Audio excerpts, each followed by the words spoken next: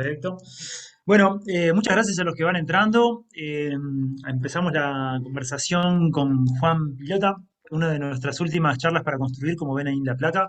Este es el último día que estamos haciendo este ciclo de charlas que tiene que ver con una campaña de apoyo colectivo que estuvimos lanzando en el último mes. Así que muchas gracias de los que están conectados, los que nos apoyaron también y gracias por ser parte también de este ciclo. Eh, esta semana, como ven, tuvimos una serie de charlas que tienen que ver con los diferentes conceptos que trabajamos alrededor de Tagma, nuestra organización.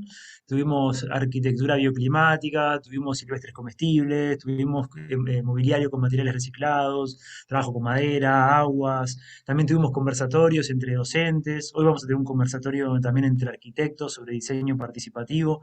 Así que bueno, fuimos repasando varios temas y todas estas charlas van a quedar grabadas también y a disposición de los que quieran junto con bibliografías y materiales asociados. Y si tienen ganas también de seguirnos en Discord, que es una red que estamos ahora comenzando, ahora vamos a compartirles también el link como para que se integren y ahí están estos contenidos, otros contenidos más, bibliografía y también vamos a tratar de tener conversaciones como esta como para seguir disparando el diálogo.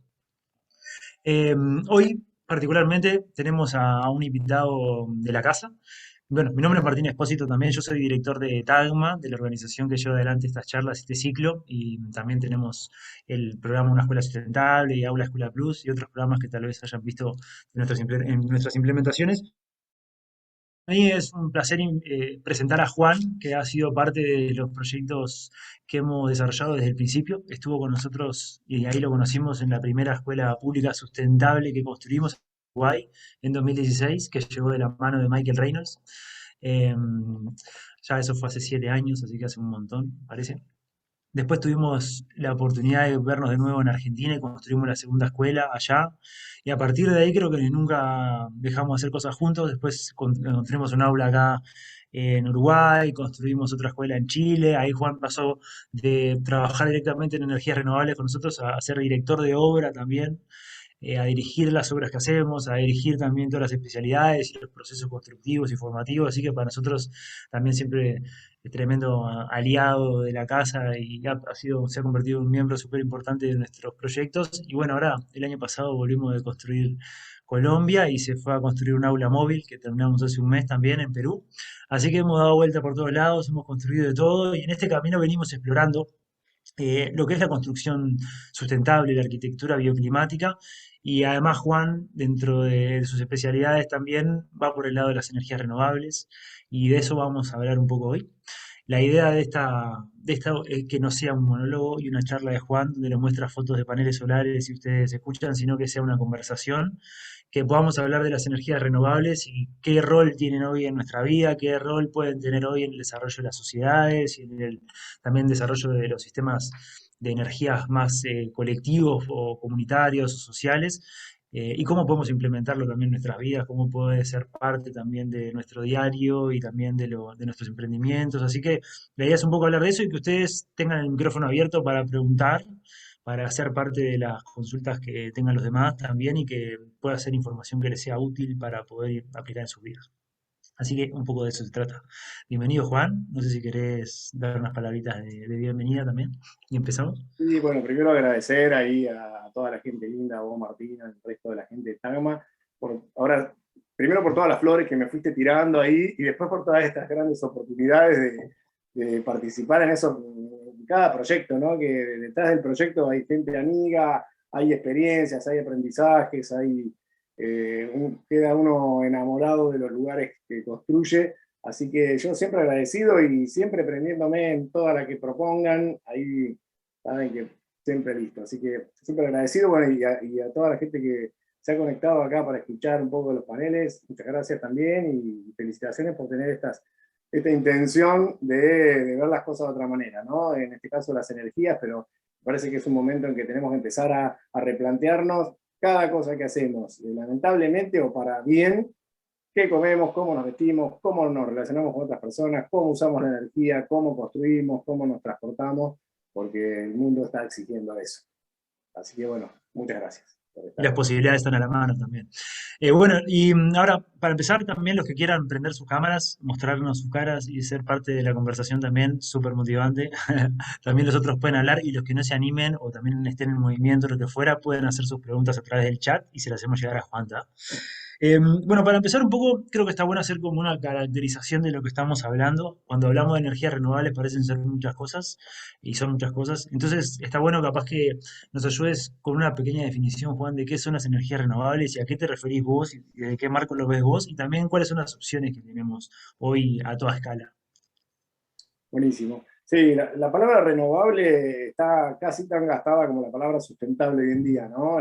Tiene un montón de intención, pero se fue usando para tantas cosas que a veces se pierde un poco en el camino. Como renovable deberíamos referirnos a energías que van a poder estar presentes en el futuro porque son muy abundantes respecto de la tasa con la que la humanidad las está consumiendo, o porque tienen una cuota de regeneración que hace que se regeneren más rápido de lo que las gastamos. Eso sería como una gran definición de qué son las energías renovables. Pero ahí me gusta hacer una definición, una distinción importante, porque hay renovables que podemos considerar más limpias o con menos impacto sobre el medio ambiente, y otras renovables que no por ser renovables son inocuas, ¿no? Sino que tienen un impacto negativo muchas veces. ¿A qué me refiero con esto? Por ejemplo, cuando hacemos grandes plantaciones de soja para hacer biocombustible, sí es renovable porque volvemos a plantar, volvemos a tener esa materia para hacer biocombustible, pero nos olvidamos de lo que produce en el suelo, ¿no? La desertificación, el paquete tecnológico que necesita para aditivar esa tierra, todos los agrotóxicos. Entonces, esas sí son renovables, pero tienen impacto.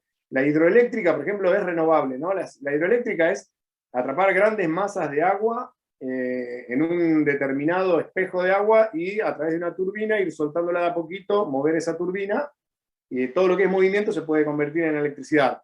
Pero eso exige muchas veces inundar zonas gigantes, desplazar comunidades. Acá en Argentina hemos tenido casos donde pueblos enteros se han tenido que desarraigar y mudar porque viene la hidroeléctrica, inunda todo y modifica ecosistemas, flora, fauna y las personas, ¿no? Se pierden. Entonces, son renovables que sí, se renuevan porque llueve y se llena otra vez la represa y tiene agua, pero tienen un impacto negativo importante. Respecto de las renovables, digamos que tienen menor impacto, que son la fotovoltaica, que es producir electricidad con la energía del sol, ¿no? La radiación del sol, pegan los paneles solares, produce electricidad y esa electricidad la almacenamos en baterías o la usamos. Digamos que es la que menor impacto tiene porque tiene un impacto negativo en el momento de fabricar los componentes, pero no en su producción. Después no emite dióxido de carbono a la atmósfera, no tiene ningún impacto negativo del momento de su producción. Y también ahí hay una salvedad con respecto de la escala, ¿no? Me gusta hablar siempre de en qué escala a veces tiene un impacto negativo y a veces no. Si seguimos con nuestra matriz energética de un consumo de una humanidad que requiere muchísima energía porque requiere seguir con una lógica lineal de fabrico, vendo, que se rompa rápido y tiro, eso requiere mucha energía. Y si la solución es cortamos las torres de petróleo y ponemos paneles, en realidad no estamos solucionando nada, ¿no? Estamos cambiando una fuente por la otra que es un poco más renovable, pero la fabricación de esos paneles va a requerir muchísima energía, va a requerir superficie, va a requerir uso de materiales que se van a estar agotando. Hoy en día la electromovilidad está buenísima también, siempre y cuando cambiemos también la lógica y vayamos a otra escala y pensemos, bueno, además de cambiar la fuente primaria de energía, ¿no? En vez del petróleo usamos electricidad. Vamos a necesitar baterías de litio. Si seguimos con la misma mirada extractivista de obtener litio a cualquier costo, en cualquier lado, vamos a estar cambiando el problema. En vez de contaminar con petróleo, vamos a contaminar con litio. Entonces, a mí me gusta hablar de las renovables muchas veces dependiendo de la escala, porque puede ser que una energía en una escala menor de comunidad, o de pequeña comunidad, o una escala de hogar, sea renovable, y cuando la llevamos a una escala mega, deja de ser renovable. Claro. Eh, Capaz que el concepto es un poco el que tenemos, como que tenemos un modelo de vida que por más allá de que tengamos fuentes renovables o tecnología como para hacerlo, el tema es el cambio de hábito en realidad. Y el mal uso con cualquier herramienta buena siempre el mismo también, ¿no? Como que es una cosa acompañada de la otra, de alguna manera. sí, Pero sí, también creo exactamente, que, va un poco por ahí. claro, Sí. pero también lo que ha pasado en los últimos años es que capaz que creo que cuando empezamos a hablar de energías renovables y demás eran como prácticamente un lujo, o lo veías implementado en algunos lugares muy puntuales, ¿no? Pero ahora, en los últimos creo que 10 años, se han puesto al alcance de la mano la tecnología también, y va alcanzando, y también con eso va alcanzando de alguna manera el uso convencional, el que tenemos nosotros, el uso diario. ¿Y eso qué te parece que ha cambiado un poco la lógica también de cómo nos acercamos a las renovables? Y en qué posibilidad puede cambiar hábitos en ese sentido, ¿no? Sí, yo creo que uno de los mayores beneficios de las renovables buenas, digamos, por ejemplo, de la fotovoltaica, que se ha puesto al alcance de una escala hogareña. Hoy en día no es prohibitivo tener algún panel, estar generando nuestra propia energía. Y algo que permitió un avance importante fue el tema de la inyección a la red, ¿no? Antes, la energía fotovoltaica estaba más eh, eran o grandes granjas fotovoltaicas gigantes o en lugares donde no había acceso a la red y no había otra que la energía fotovoltaica. Hoy en día sí se puede tener paneles en nuestros techos. Digo hoy en día quizás en esta parte del mundo, ¿no? En otra parte del mundo ya hace rato que va un poco más avanzado, incluso en Uruguay hace rato que tienen la ley de inyección de energía y ahora recién está llegando a Argentina y las provincias están adhiriendo. ¿Qué es lo que permite esta ley de inyección de energía? Que nosotros tenemos nuestros paneles. Esos paneles alimentan nuestros consumos eléctricos de nuestro hogar. Si tenemos baterías, pueden cargar nuestras baterías. Y si todavía nos sobra energía, esa energía la inyecta a la red. Es un poco el planteo que hicimos en la escuela sustentable acá de Mar Chiquita, ¿no? Es el esquema ese que no está aislado, sino que inyecta a la red. Y en realidad está, como está diseñada la escuela para aprovechar la luz solar, no tiene grandes consumos, tiene mucha energía excedente, que de otra, si estuviera aislada, que era un poco el planteo anterior, ¿no? De aislarse, esa energía se perdería, porque no la uso, ya cargué mis baterías. Entonces, yo creo que una gran oportunidad que hubo es esto de poder que se garantice la posibilidad de estar inyectando el excedente a la red. Eso hizo que se amorticen mucho más rápido los sistemas. Y por otro lado, la tecnología fue acomodando, o sea, el valor del kilowatt de paneles solares fue bajando conforme a la demanda del mercado, ¿no? Porque obviamente se sigue avanzando en otro tipo de tecnología, se buscan otros materiales para hacer paneles más eficientes, más livianos, más baratos, pero además, al abrirse el mercado, al masificarse, está permitiendo que bajen los precios y que hoy en día esté cada vez más al alcance de quien quiera. Y ahí vos hablas de un concepto que creo que es súper importante, que es esto de, veníamos pensando mucho antes en el off-grid, en el desierto, me dan la posibilidad de salirme del sistema, y ahora empezamos a pensar en que podemos ser parte de un sistema de microgeneración que colectivamente hacemos a una generación de un país, por ejemplo, no tiene ese potencial.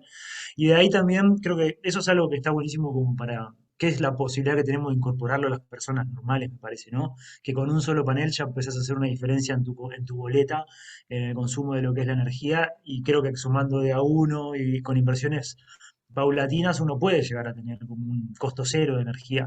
Y ahí también hay algo interesante como para hablar, creo, que es cuando uno puede pasar a tener un sistema de microgeneración diversificada en la casa. O sea, yo puedo volcar a la red, pero además puedo hacerlo con un panel, con un molino, puedo incorporar biocombustibles o biogás. En ese sentido, ¿cómo pensás que podría ser un óptimo, ¿no? Como para que uno empezara y fuera hacia un lugar interesante? Sí, hay un montón de posibilidades y eso un poco es ver, no es que hay unas mejores que otras, sino cada posibilidad es más adecuada en un entorno, ¿no? Si tenés un hilo de agua, un arroyito cerca de tu lugar, estás en un lugar rural y tenés un flujo de agua permanente, existen posibilidades de poner una microturbina hidráulica que son pequeños, como son alternadores, como si fuera un alternador de un auto que tiene una microturbina, el agua a su pasar hace girar esa turbina y eso genera electricidad. Si estás en un lugar donde hay vientos constantes y tenés espacio como para poder instalar una turbina con una torre, es un complemento importante. Un poco la permacultura nos enseña y nos invita a diversificar, ¿no? Si hay una función esencial como es la obtención de energía, que no dependa solamente de una sola fuente. Entonces esto es un ejemplo. Yo puedo tener un panel, puedo tener una pequeña turbina de 300 watts y puedo tener una microhidráulica de 500 watts y alimentarme de las tres en los momentos en que me sea más adecuado. Entonces se abre un gran abanico, digamos, de posibilidades que dependen un poco del entorno en el que los implemente, cuál es más conveniente que otra. Claro, que ahí está bueno también esto de, claro, es como no poner todos los huevos en la misma canasta de alguna manera, ¿no? Como si uno necesita energía y mañana no tenemos solo una semana, pero tenés un molino, y si mañana no hay viento, pero tenés ¿no? Una gañada, y eso te está generando, creo que da esa posibilidad que es interesante, ¿no? Claro, exactamente, sí, sí, es como diversificar y se trata un poco de aprovechar los fenómenos naturales en nuestro favor, ¿no? No estar diciendo, quiero que salga el sol porque tengo los paneles, porque no va a salir el sol, y aprovechemos el fenómeno que tenemos. Si el fenómeno es la gravedad, aprovechemos la gravedad. Si es el viento, si es un curso de agua, si es el sol, es un poco eso, cambiar la óptica y tratar de, en vez de domesticar la naturaleza, aprovecharla a nuestro favor y usar ese recurso en los momentos en que está presente. Total. Y ahí lo que lleva que capaz que está bueno como a nivel práctico, uno quiere implementar un sistema de energías renovables en su casa, ¿no? Y empezar a aportarle y empezar a pensar en la microgeneración diversificada. Entonces, ¿qué es lo que tenés que mirar alrededor en cuanto a qué tenés que percibir del viento, qué tenés que percibir del sol, de la oscilación que tiene o sea, qué tenés que empezar a mirar para empezar a elegir para vos? Eso, la energía, digamos, más fácil de poder evaluar y que no necesitas nada ni un experto ni demasiado sofisticado es la solar. Porque lo único que tenés que ver es que tengas una superficie que tenga la mayor cantidad de horas de asoleamiento posible. Puede ser un techo, puede ser, si estás en un ámbito rural, un mangrullo donde tengas el tanque de agua, puede ser un balcón que dé al norte, ¿no? Acá en el hemisferio sur. Siempre que haya sol va a haber posibilidad de generar. Y hoy en día existe lo que es la microgeneración, o sea, los microinversores. El inversor es el aparato que hace, digamos, la conversión de la energía de los paneles a la energía de red. Hay inversores grandes y hay microinversores que sirven solo para un panel. Entonces, vos podés comprar un panel con un microinversor que incluso se fija atrás mismo del panel, porque se trata de eso, de simplificar hasta la instalación. Y eso se conecta a la red. Ese microinversor solo va a estar generando electricidad y va a estar alimentando tus consumos. O sea,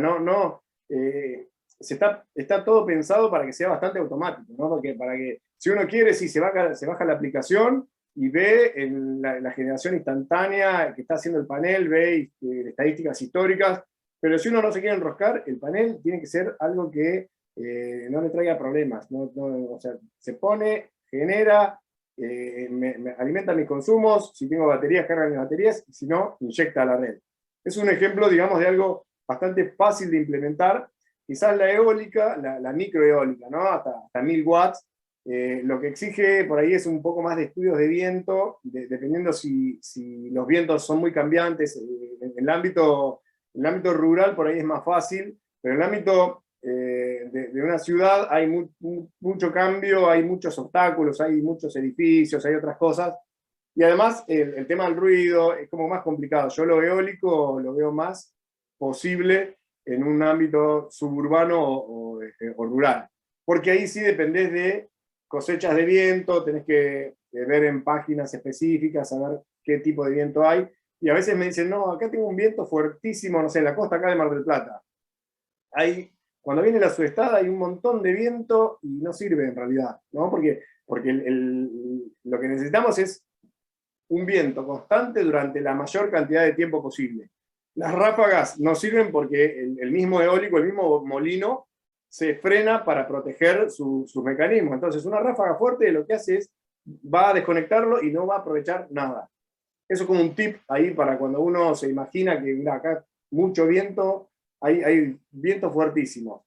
Ese no es un buen lugar para un eólico, porque voy a tener que reforzar la torre, voy a tener que poner una torre más alta, con vientos, con tiros.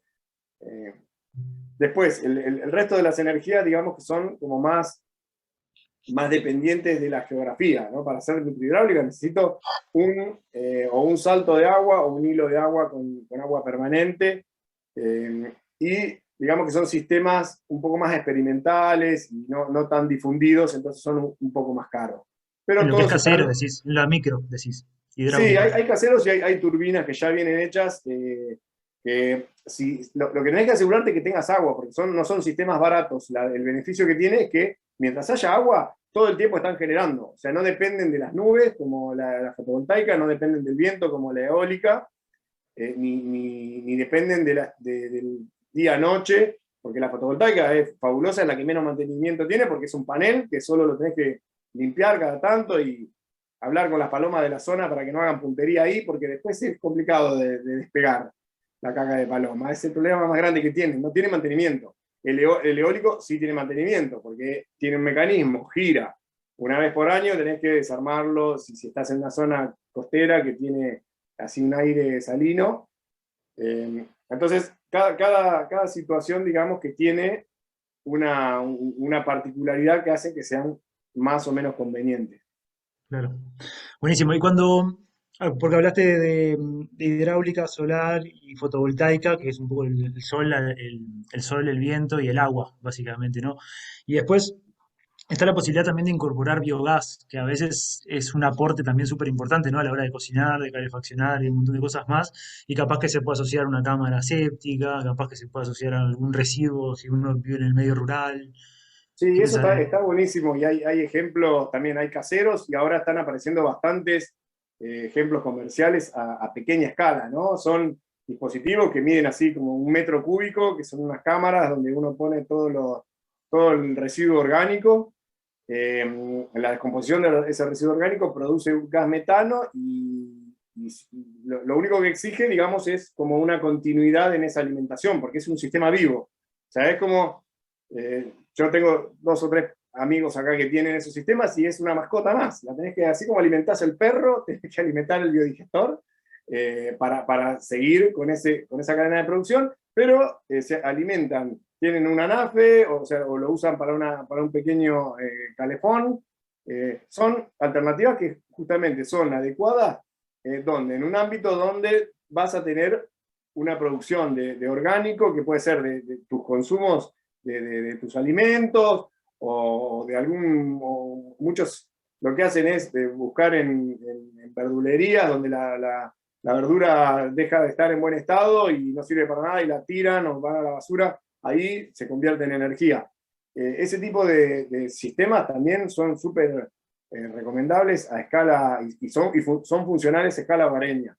Hay otros más experimentales que también depende de las de lo que uno pretenda del sistema, funcionan más o menos, ¿no? Siempre que uno está probando, y si te divierte eso, está buenísimo. A veces, si quieren poner 2 tachos ahí, tirar los orgánicos y prender el, el ANAFE, no es tan fácil, digamos, tiene como una curva de aprendizaje, cuando uno es autodidacta y es autoconstructor. Pero Claro. está re bueno, yo banco eso como el tema de calefones solares, ¿no? Los termotanques solares caseros, bueno, hay modelos que funcionan súper bien, hay modelos que tienen menos aislación, obviamente, que los comerciales, y lo que hacen es que en invierno no tengan el resultado que uno espera. Pero después, en primavera, verano, otoño, funcionan perfecto.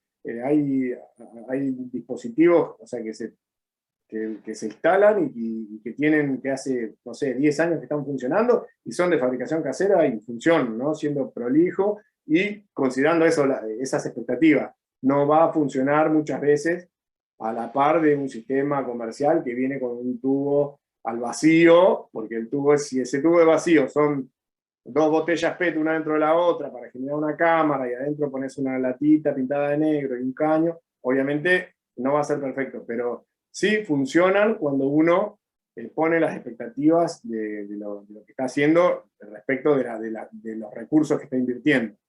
Sabes que vas a tener una ducha corta, sería en ese caso. Claro, lutita corta, sí, sí. Y bueno, pero en realidad todo eso te va invitando a ser más cuidadoso con los recursos, ¿no? Porque Claro, es eso. totalmente.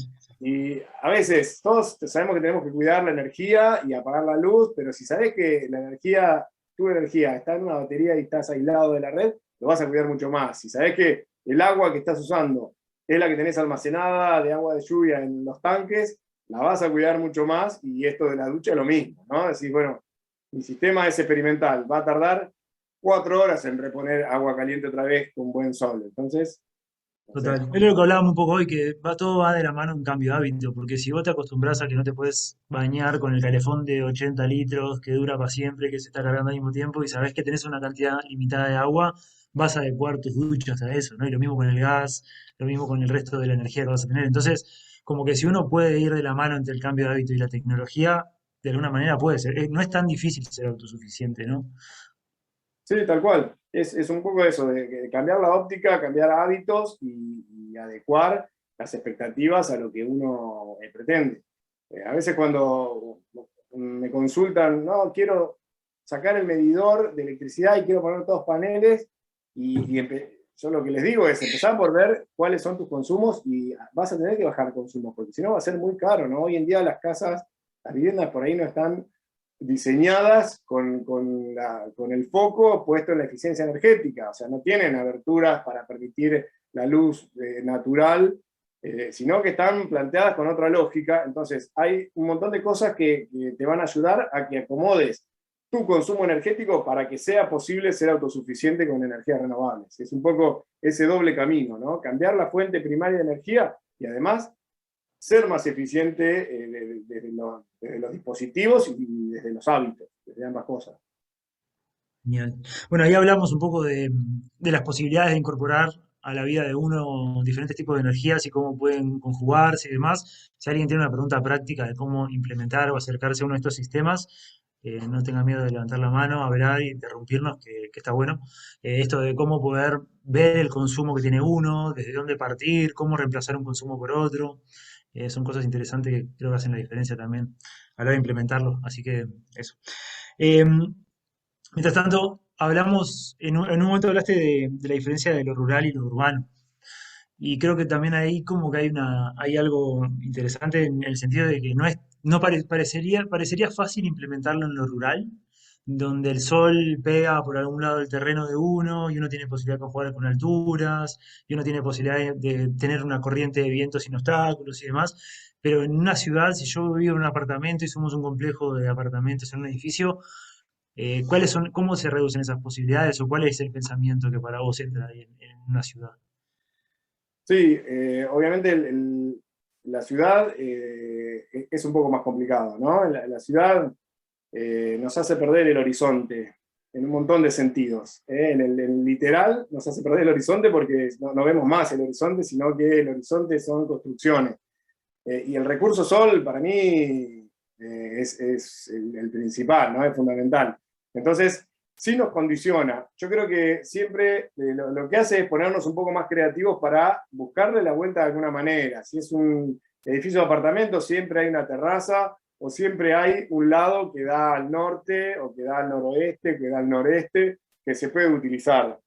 Digamos que nos condiciona y nos limita, pero acá se han implementado generadores eólicos en terrazas de un edificio de 13 pisos, y se pone, y con eso se alimenta todos los consumos comunes, iluminación, ascensor, todo.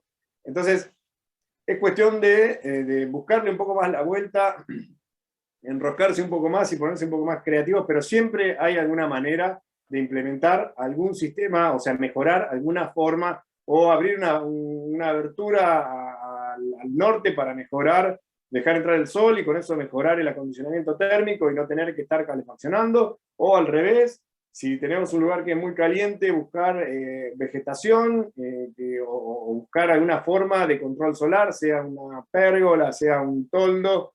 Siempre hay alguna manera de mejorar nuestra eficiencia energética. Es como un desafío que cada vez que me lo han presentado, alguna vuelta le encontramos en una o dos o en tres aspectos, o el uso del agua, o decir, bueno, ¿Cómo mejoro mi acondicionamiento térmico? Podés meter masa térmica en tu casa, sea en forma de agua, sea... eso tiene que ver más con la bioclimática, ¿no? Es decir, bueno, para que sea más estable la temperatura de mi vivienda, tengo que almacenar una determinada temperatura. Tengo el sol ahí, lo almaceno y ese calor se libera de noche. Es una de las maneras. Siempre hay alguna forma. Y ahora que hablabas del agua, el agua, esto es una pregunta que me surge en realidad, o sea, creo que tengo las pistas, pero ¿el agua hace una buena masa térmica? Si uno quiere tener un muro de agua, por ejemplo, hace una buena masa térmica. Sí, sí, la masa térmica depende de la densidad del material y el agua es uno de los materiales más densos y que tiene más transmitancia térmica, o sea, gana más energía calórica y la puede desprender. Entonces, si uno tuviera muchas botellas de agua adentro de su casa, es como una gran batería que en vez de almacenar electricidad, como almacena una batería de electricidad, almacena calor, ¿no? Un poco Don Reynolds, que nos ha inspirado en algunas cosas, cuenta en algún momento que un día en su habitación le almacenaron un montón de botellas llenas y que vio que, sí, que las tenía que vaciar, se las habían donado para hacer una construcción, y era una gran masa no sé si era agua, Es cerveza, específicamente, diría, claro, no puede ser que haya sido cerveza, pero que eso cambió el comportamiento térmico de la habitación de una manera tremenda. Entonces dijo, acá que hay un montón de potencia. Y eso después llevado a la física, uno analiza cuál es la densidad del agua, cuál es la transmitancia térmica y la facilidad que tiene el material de intercambiar calor con el ambiente. Y la física da la razón, ¿no? No es que porque tengo un montón de botellas ahora está más calentito. Que funciona.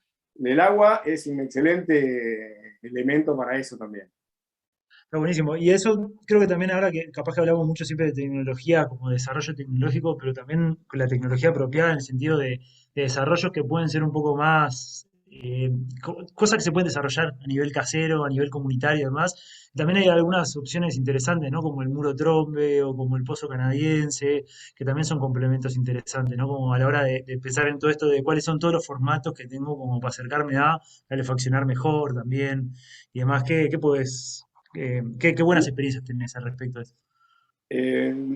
En todos los casos han funcionado esos dispositivos, ¿no? Tanto el pozo canadiense básicamente aprovecha la geotermia. La geotermia es un principio por el cual la superficie de la Tierra, ¿no? La superficie del planeta es constante a partir de 1 metro 20, de 70 centímetros, depende de la zona, porque es la parte del terreno, digamos, que no está influenciado por la temperatura del aire.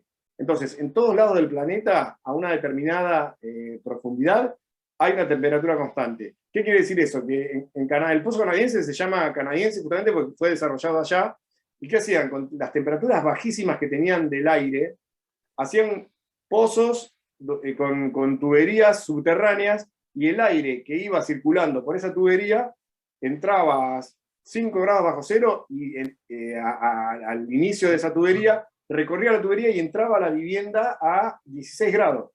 Entonces permitía ventilación y permitía un acondicionamiento térmico sin ningún gasto de energía fósil, porque era solamente aprovechar la temperatura del planeta.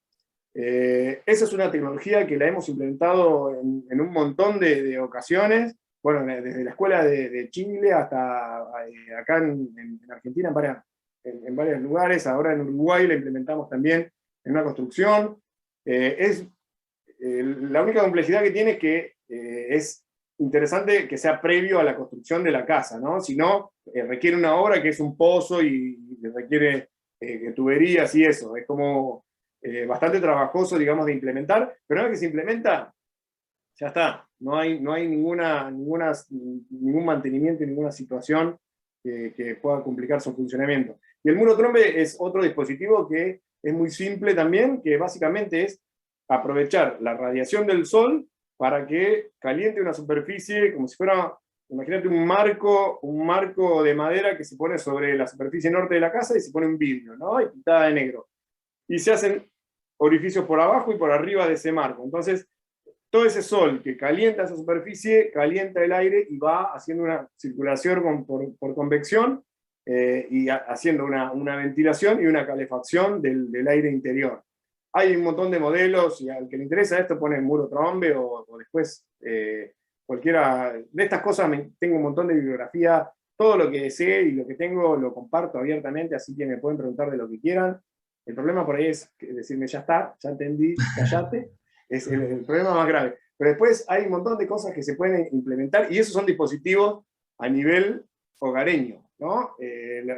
Armo el muro trombe, o sea, en Perú hay una experiencia del gobierno también implementando el muro trombes en viviendas de bajos recursos, donde había un tema de, estaban como deforestando para calefaccionarse, ¿no? Se está usando mucha madera, y el Estado armó un programa para instalar muros trombe, y con eso resolvieron muchísimo la necesidad que había de consumo de leña, ¿no? Porque mientras había sol, cero, no había ninguna necesidad. Y solamente se usaba cuando había mucha nubosidad, y bueno, el muro trombe depende de la radiación solar. Pero se bajó muchísimo, se minimizó el consumo de madera como combustible para calefaccionar. Eso, como los hornos solares, como hay montones de dispositivos de pequeña escala de fabricación. Los muros trombes se pueden tranquilamente fabricar en forma casera. De hecho, no es que hay uno o dos, visto, fabricantes que usan el principio del muro trombe, que te venden como el calefactor solar, pero después es muy fácil de implementar, ¿no? Solo necesitamos un pedazo de muro que dé al norte, hacer un par de orificios, un marco, un vidrio, pintarlo de negro, poner una chapa negra, está re bueno. Anímense, es divertido además, y después invitan a sus amigos, te hacen poner la manito ahí. Bueno, en el aula de Uruguay hicimos el calefazol ahí con las latas, también ponés la manito y decís, ¿qué onda? O sea, son fenómenos directos, ¿no? Que te cuentan, o sea, así como te la cuento yo, que te la vas a olvidar, si la haces no te la olvidas más, porque ponés la manito y sale aire caliente ahí, y no hay dónde está la llama, dónde está el secreto. El secreto es el sol. Total. Parece magia, pero en realidad que estábamos, no Sí, nos sí, estábamos acordando de que funcionaba así. física. Y también, como creo que es esto importante de que todo lo que hablás, tanto los pozos canadienses, que está buenísimo que le interese tanto el pozo canadiense, como dice Juan, como el muro de Trombe, hay millones de experiencias posibles, planos, videos de YouTube, tutoriales y demás, y es súper fácil de implementar. Pero todo tiene que ver de alguna manera con el diseño, ¿no? Como que mientras las cosas se diseñan para estar consideradas desde un inicio, es mucho más fácil después que incorporarlas, ¿no? Entonces, como que ahora que tenemos toda esta información también a la hora de hacer algo nuevo, como que todo está en el diseño en realidad, ¿no? En poder tener en cuenta estos factores antes y no después, claramente, ¿no? Sí, digamos que esa es como la situación ideal, ¿no? Pero también a veces es el cajón de las excusas, ¿no? Uy, ya hice mi casa, ahora no la puedo arreglar. Sí, podés hacer un montón de cosas. Es como cuando te dicen, el árbol, y sí, tarda, no sé, la palta tarda 10 años en dar la palta, la tendría que haber, el mejor momento era hace 10 años, pero el segundo mejor momento es ahora, porque si seguís hablando, ni siquiera dentro de 10 años lo vas a tener. Entonces, el momento ideal para incorporar todas estas tecnologías apropiadas es el momento antes de construir, cuando estoy diseñando todo, porque ahí lo incorporo a la construcción, ¿no? Pongo los paneles como techos del invernadero, como hicimos en las escuelas y como estamos haciendo en un montón de lados. Pero el segundo mejor momento es ahora, porque si no, dentro de 5 años vas a decir por qué no lo incorporé. Hay que, para mí, el cajón de las excusas, que esté lo más livianito y vacío posible, porque siempre está a la mano. Ahí no, pero mirá, pero llueve, pero sí, si llueve, no sé, un agua de lluvia, si estás en un lugar que llueve, o sea, y te cuesta construir en tierra, y si estás en un lugar seco, bueno, construir en tierra y usar otro, no sé, siempre hay posibilidades de poner la imaginación ahí a laburar y que salga algo lindo. Total. El segundo mejor momento es ahora, me gusta. Es una buena frase, ¿no? Me gustó. Bueno, y en ese sentido, algo que quería ver, que vos tenés un pasado en la informática, un nerd de la vieja guardia, se podría decir. Y sé que también hay un aspecto acá que entra también, que es la domótica, que es un elemento que se suma a las energías renovables, bueno, pues se suma al pensamiento un poco este, ¿no? Que en el tema de la eficiencia, el manejo y demás. Y capaz que estamos acostumbrados a ver una domótica que nos vuelve un usuario muy pasivo, ¿no? Como que está esto de estar sentado en el sillón y que las cosas pasen alrededor tuyo. pero ¿cuál es el uso positivo? ¿Cuál es el concepto de la domótica y el uso positivo que hay también? ¿Y cómo se mete en esto que estamos hablando? Yo creo que a mí, por lo menos, el uso de la domótica que me gusta es el que te ayuda a entender más el fenómeno y a aprender, ¿no? El de sondas que te estén midiendo temperaturas, humedades. Me gusta más eso que el que te automatiza y te tira en el sillón a que todas las cosas pasen y que dejas de ser consciente de qué es lo que está pasando. Para mí, cuando me hablan, no, la casa inteligente, para mí la casa inteligente es la casa de barro. La casa de barro que es un material que trabaja por sí solo, no la que llamo al service de mi Domotic System y me programa ahí para cuando con el atardecer me baje la persiana, así yo puedo seguir rascándome, no sé, en el sillón. La domótica, yo tengo, obviamente, mi palo ingenieril hace que me gusta automatizar cosas, me gusta que tengamos tiempo para hacer otras cosas y los temas rutinarios sí los podamos, digamos, automatizar. Pero lo que me parece más potente es esto de medir. Medir porque, a ver, hace calor, hace frío, o cuándo, cómo funcionó esto. A ver, el trombe, ahora le puse un vidrio doble. ¿Cuánto calienta? Y el vidrio simple, ¿cuánto era? ¿Cuánto me costó? Eso, me gusta que nos ponga a pensar y que nos ponga a evaluar opciones y a poder decir, bueno, esto está bueno, esto gasté un montón de plata, de tiempo y al final fue lo mismo, si ponía esto, si ponía lo otro. Y eso muchas veces se hace a través de domótica, que hay cosas muy al alcance, ¿no? Y Arduino, o sea, hay sistemas que vos comprás por internet, son un aparatito chiquitito, ponés dos sensores, uno de temperatura adentro, uno afuera.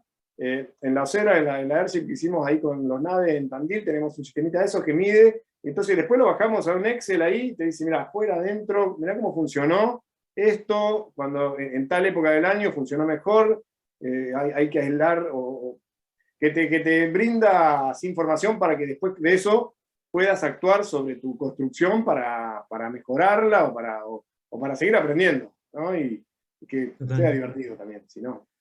Claro, es como parte de esto que hablamos de incorporar variables, sea en el primer mejor momento en el diseño o en el segundo mejor momento que es ahora, y uno empieza a incorporar cuestiones como para generar energía o para calefaccionar y demás, y poder medir la diferencia que hay cada vez que se incorpora algo nuevo, es súper interesante y está a la mano porque los sensores son súper baratos también, ¿no? Claro, eso me parece lo más potente y además eso es barato. Todo lo otro, un servo que te abra una ventana o que te levante una, ahí ya empezamos en sistemas más caros y ahí es donde yo me gusta poner un poco más el ojo a ver qué me resuelve y cuánto me cuesta, ¿no? Y cuánta energía gasto en eso. Eh, por eso, todo lo que sea en medición, ahí pulgar mucho más arriba que al resto. Total. Eh, bueno, como para volver a un temita un poco general, capaz que hablamos de cómo irnos, como empezamos un poco de las energías renovables, los tipos y ahora cómo implementarlo a nivel casero y demás. Y todo hace una respuesta a algo que es como una percepción también, o es percepción, es realidad, pero que estamos en una crisis energética global o que estamos enfrentándonos a una necesidad de consumo cada vez más grande y una necesidad que está asociada al volumen de producción que tenemos como sociedad, ¿no? Pero, ¿cuál es la percepción tuya o cuál es tu imagen de esto y cómo juega con respecto a lo que estamos hablando? Yo creo que tenemos que dejar de perderle miedo a una palabrita que se llama decrecimiento y que no es volver al primitivismo, o sea, es empezar a ser conscientes de los consumos que tenemos y que obviamente a nivel planetario tenemos que adecuarlos para que todas las personas del planeta podamos tener nuestras necesidades cubiertas, ¿no? Entonces, ser conscientes de que si nuestro nivel de consumo exige que haya un volumen de producción con una matriz de producción, ¿no? Una matriz lineal de extraigo recursos, le agrego obsolescencia programada a ese producto para que dure poco, o sea obsoleto y que me lo tenga que volver a comprar. Hay que desactivar eso y hay que estar muy conscientes en cada uno de los actos, ¿no? Bueno, voy a comprar una heladera, necesito una heladera y bueno, me fijo en la eficiencia energética que tiene esa heladera, no miro nada más que el precio, ¿no? Eh, nos acostumbramos un poco a evaluar eso, cuánto me cuesta y nada más que eso, y no cuánto le cuesta ambientalmente al mundo o a largo plazo cuánto me cuesta a mí, ¿no? En energía, si compro un electrodoméstico que es es poco eficiente, voy a estar gastando, es más barato, pero lo voy a estar gastando después en energía.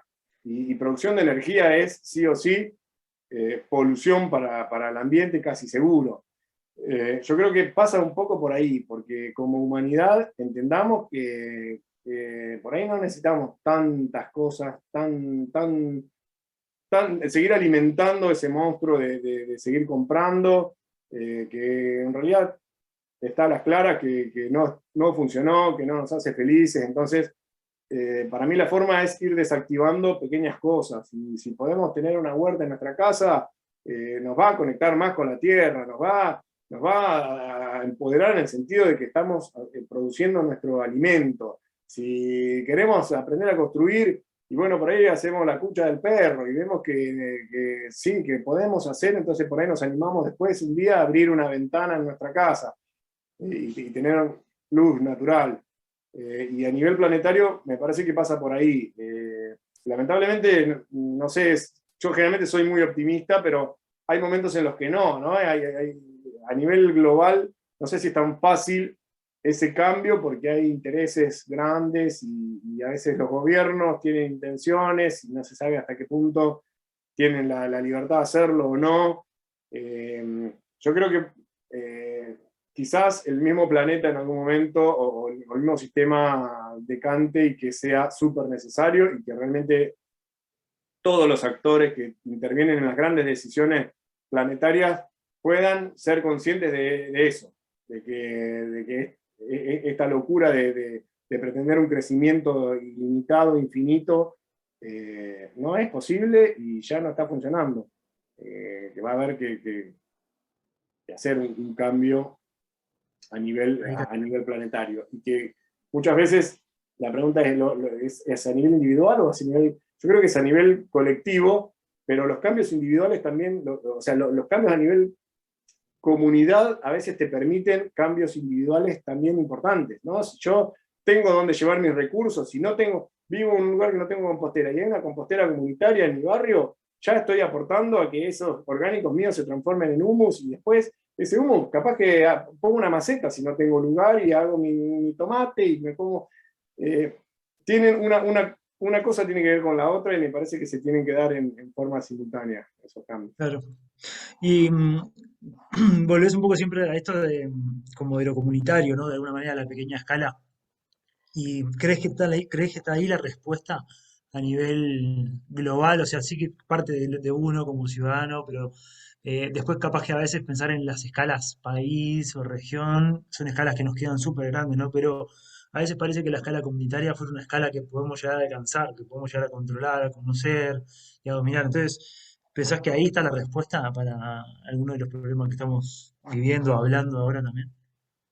Sí, yo creo que sí. Que a pequeña escala las cosas funcionan, o sea, el grado de impacto negativo que podemos hacer es mucho menor siempre, y que a nivel regional o a nivel país sí se pueden dar condiciones, o sea, no es que vamos a ser una gran comunidad, porque no se puede en un país, pero sí a nivel gubernamental se podrían dar pasos para facilitar esas situaciones, ¿no? Esto desde la tenencia de la tierra, es decir, implementar sistemas para que no sea necesario que uno sea propietario individual de la tierra, que haya una comunidad que sea propietaria de toda esa comunidad y de toda esa tierra, de facilitar los medios de producción para que esa comunidad pueda producir su comida y no sea necesario tanta energía en traslado. Me parece que hay pasos que se pueden dar desde los gobiernos para facilitar esta situación de vida en comunidad que además tiene que ver con los vínculos, ¿no? En definitiva, es como que todo esto de las energías de la bioconstrucción, yo creo que son todos un cúmulo de excusas para que conectemos entre las personas, ¿no? Que volvamos a unir lazos, a retejer ese tejido social desmembrado que nos hizo separarnos cada uno en nuestra casita y no conocer ni a los vecinos. Me parece que pasa por ahí y que resuelve un montón de situaciones que hoy son, o sea, cuando me hablan de inseguridad o me hablan de pobreza, de marginalidad, este tipo de esquemas, yo creo que no sé si las resuelven, pero sí las minimizarían, o sea, nos conoceríamos mucho más viviendo en otra escala, en pequeños grupos, y no lo veo imposible de La implementar. colaboración sería diferente. Descentralización, un poco dice Máximo ahí en el chat, que es eso, ¿no? Exactamente. Descentralizar para localizar un poco ¿no? Las cosas y los problemas. Y es más Deslocalizar. fácil entender los problemas del otro, ¿no? Cuando están cerca de uno, cuando uno los ve y los siente, ¿no? También. Sí, sí, sí, que el otro no sea el ajeno, sino que sea un par, ¿no? Es eso, empezar a ver, no sé, por ahí es más filosófico el tema, pero tiene que ver con eso. Por eso cuando hablamos de energía, los paneles sí, generación distribuida, cada uno, que podamos en cada uno generar su energía y compartirla con el resto, para que no haya un gran ente, una gran central nuclear a un montón de kilómetros, que alguien dice cuánto cuesta la energía, que alguien la paga y nos quedamos todos a oscuras, no, o sea, un poco de diseminar el poder en vez de concentrarlo, que vuelva a las personas y que podamos, digamos, tomar nuestras decisiones a pequeña escala en nuestro grupo. Me parece que es una gimnasia que estaría bueno que se dé. Vale. Y hoy que decías que a veces por lo general sos optimista, cuando sos súper optimista, ¿cómo te imaginas el futuro en ese sentido? ¿Te lo imaginas como un montón de comunidades articulándose entre sí? ¿Qué te imaginas? Sí, o sea, hay algunos proyectos y de cosas que hemos empezado a delirar, algunos que nos gustan este tipo de cosas, y veo una interconexión, ¿no? Una interdependencia, no una independencia, no comunidades aisladas, independientes, resolviendo todo, sino una interdependencia de comunidades interconectadas. Eh, Creo que un poco con el tema de la pandemia yo creí que se iba a facilitar esto, y bueno, por ahí no tanto. Un poco se despertó esa mirada hacia afuera o esa mirada hacia lo que no funciona en nuestras ciudades, y no necesariamente tiene que ser en el campo, ¿no? Quizás estoy hablando en la ciudad, cambiar la óptica, que haya comunidad dentro de la ciudad, que los barrios sean, que las calles sean un territorio de los barrios, ¿no? Que generen comunidad. Entonces no tiene que ver tanto con lo rural o lo urbano, sino más con un concepto de organización y de interacción y de interdependencia, ¿no?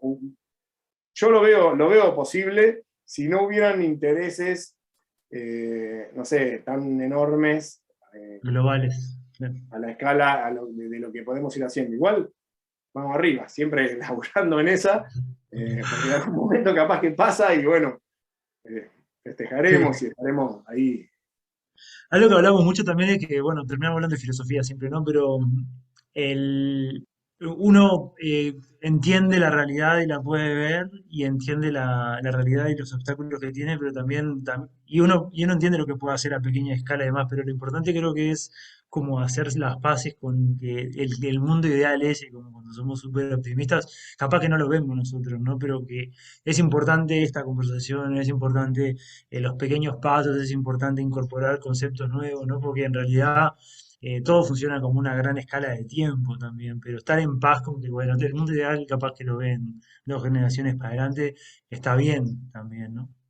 Sí, a mí en lo personal respecto de eso, estaba como muy ansioso de ver cambios y hacía cosas y corría, y lo que me dio paz es decir, no, pará, lo que me hace feliz es estar en el camino para el lado que yo creo que tengo que ir, y casi seguro no voy a ver grandes resultados, pero el objetivo no es el resultado, sino es estar caminando el camino que uno cree que tiene que estar caminando. Total, total. Eh, bueno, de mi lado, Juancho, hemos hablado un montón de cosas y creo que nos fuimos de las energías a los futuros ideales y demás. Y ahora vamos a dejar los últimos minutos, que nos quedan unos 8 minutos para algunas preguntas también. Podemos estirarlo un poco más si quieren, pero Máximo pregunta, quería preguntar cómo veían las opciones alternativas de financiamiento e implementación de proyectos de coinversión, crowdfunding, etcétera, como para poder implementar estos sistemas, ¿no? Bueno, ahí no es que soy especialista en esos temas, hay casos como que han funcionado. La verdad que quizás esa pregunta es más para vos, Martín, que sos un gran cráneo en ese sentido. Del financiamiento, yo lo que veo y los que conozco, hay casos en que, bueno, nos hemos juntado un montón de familias ahí, hemos comprado una tierra y decimos, vamos a vivir acá, funciona. Todo lo otro, la verdad que no es mi ámbito. No sé si vos tenés algo para aportar en los No, nichos. creo que un poco en esto que también lo hemos visto suceder, que cuando en pequeños núcleos y que capaz que uno puede pensar en microgeneración y demás, y uno dice, bueno, vamos a unir a un sistema de microgeneración, hacer una inversión conjunta, volcar esa energía a una red que se puede utilizar después en conjunto, y después creo que lo esencial es también empezar a ver cómo son todas las posibilidades de apoyo que hay, porque en realidad cada vez más creo que en Uruguay y en Argentina a nivel estatal, también a nivel agencias y a nivel cooperación, a nivel descuentos impositivos,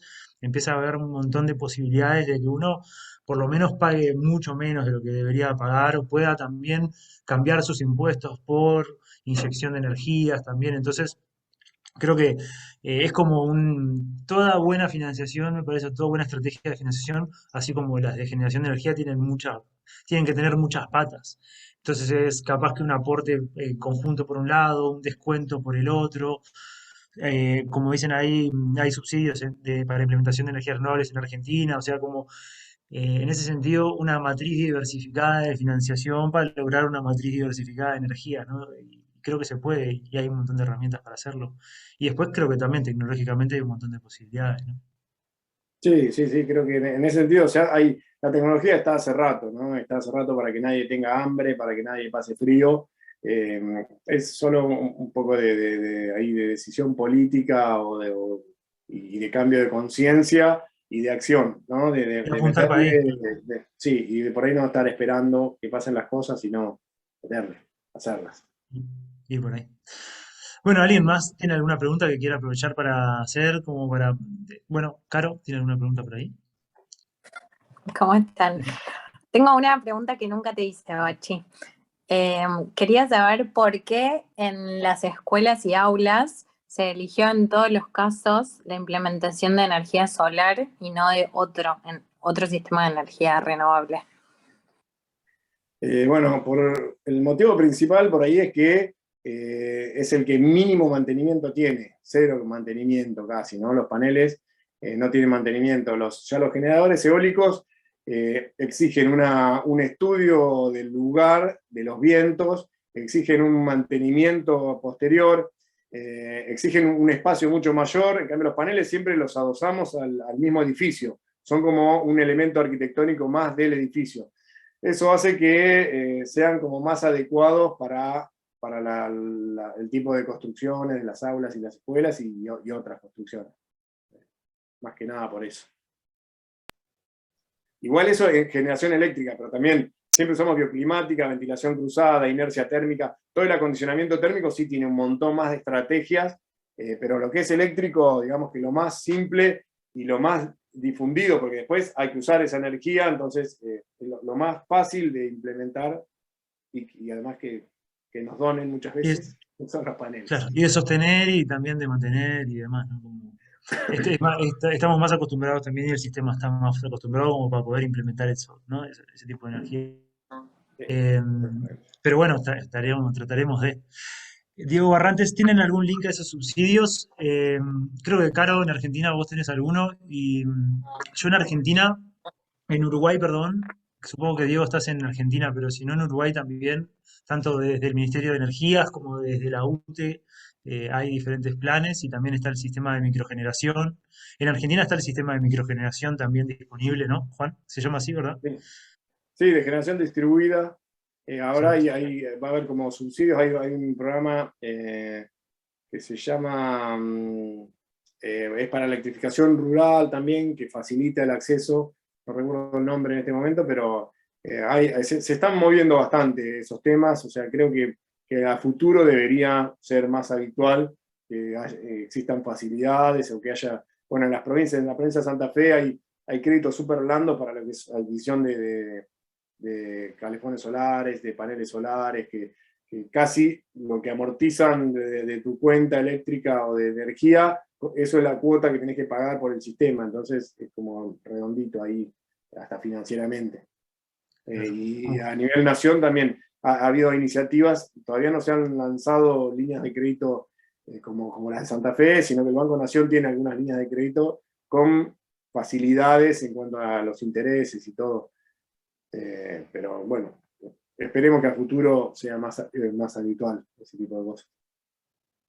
Sí, creo que en Argentina nosotros cuando construimos la escuela en 2018 y recién en 2021 logramos instalar en la escuela el sistema de microgeneración, que fue cuando quedó también, creo que instaurada la ley y la legislación. Entonces, también creo que es bastante nuevo dentro de todo, Sí, ¿no? Y hay ciertas, claro, cuestiones legales que exacto. están nuevas. Bueno, estamos llegando al final. Se nos hizo una hora desde el inicio de la conversación y ahora en 20 minutos tenemos la nueva conversación que es con Mariana López sobre terminaciones en tierra y también trabajo en general en tierra. Los invitamos a quedarse también, a volver en 20 minutos por si quieren participar de esa conversación. Eh, Agradecer a Juan una vez más por darnos una hora de tu tiempo, todas estas reflexiones, conocimiento y demás, y estar disponible siempre para compartir todo lo que tenés en la cabeza. Y bueno, nada, gracias a todos también los que han participado en esta conversación y en todas las demás. Gracias por también los que han repetido, que hay varios que han repetido toda esta semana y han estado acompañando estas conversaciones. La verdad, un placer. Y bueno, Juancho, de verdad, un placer. Muchísimas gracias. A mí me encanta hacer este tipo de cosas ahí con ustedes, así que siempre listo y quédense a escuchar a Mariana ahí que tiene cosas hermosas que contarles. Muchas Fenómeno. gracias por estar. Bueno, que tengan muy buenas tardes, buen fin de semana. Hasta luego. Gracias, buen fin de...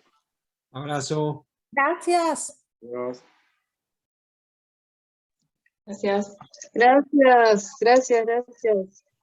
Gracias, Bachi. Gracias, Caro, gracias, Pincho. Gracias, adiós. Sí.